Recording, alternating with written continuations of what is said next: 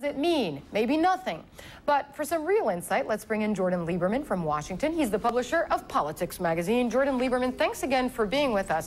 What did you make of John McCain's speech yesterday? Well, it was, there's not a lot new to that speech. That said, John McCain, this is not John McCain's natural environment. He is far better in crowds and kind of on off the cuff. So he did his thing. He spoke about where he wants to take the party. What was interesting and notable about this is that he talked about how he will bring in Democrats into the cabinet. He will not work for the party, but he will work for the American people. And that's something that is pretty significant considering he's talking to these delegates. Well, the expectations are so low on a John McCain speech now, it's no wonder it's considered a success or at least passable, right? Because you always hear that about him. Well, it's not his natural environment, give him a break. You could say that. It's kind of like, you know, the diver in the Olympics picking the easiest dive and getting a perfect 10 on, you know, doing just diving and not actually doing any flips. Right. Well, okay, so now the conventions are over. By the way, by international standards, this is the longest presidential race ever. I mean, it's been going on for months and months and months. But now what happens? What is the strategy now for both parties? Well, both parties need to focus entirely on swing states. You will not see these candidates in places like New York, California, Texas, New Jersey. They will focus exclusively on places like Wisconsin, Pennsylvania, Indiana, Ohio, Florida, places where the vote will matter. They will be holding town hall meetings, rallies, and you will see several debates, which will be interesting for the vice president as well. Yeah, and this is debates, I mean, rather town halls and meetings that are very important. And also on a day-to-day, Jordan, when unemployment numbers came out worse than expected. Let's listen to what both candidates had to say about these figures. A little straight talk.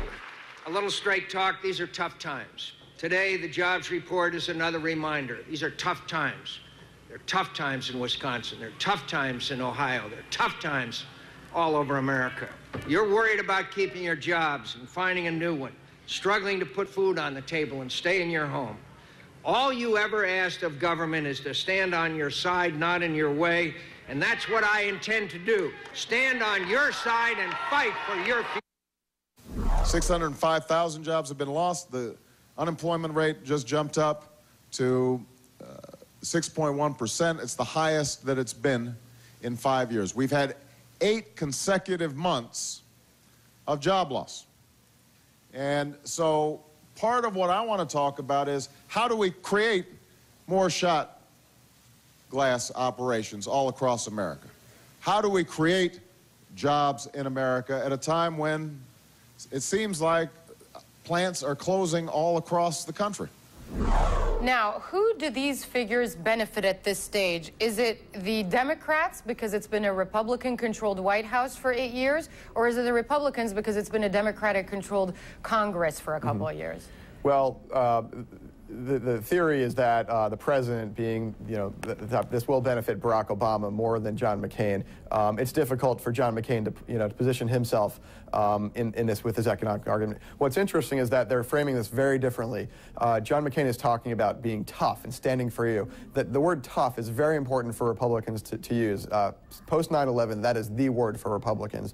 Barack Obama being a wonk that he is, and Democrats tend to be a little wonkier.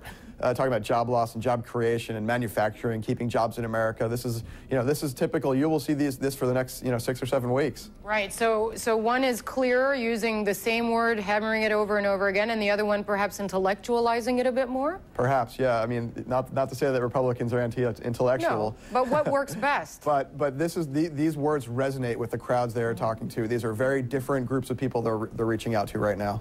All right. Well, I mean, let's talk about the VPs then. Now we have them both in place, and you know, just listening to people around me saying, wow, that Palin woman, you know, she's a tough cookie, she's the pit bull with the lipstick and stuff like that. How does that change the equation now for the Democrats as far as attacking her is concerned?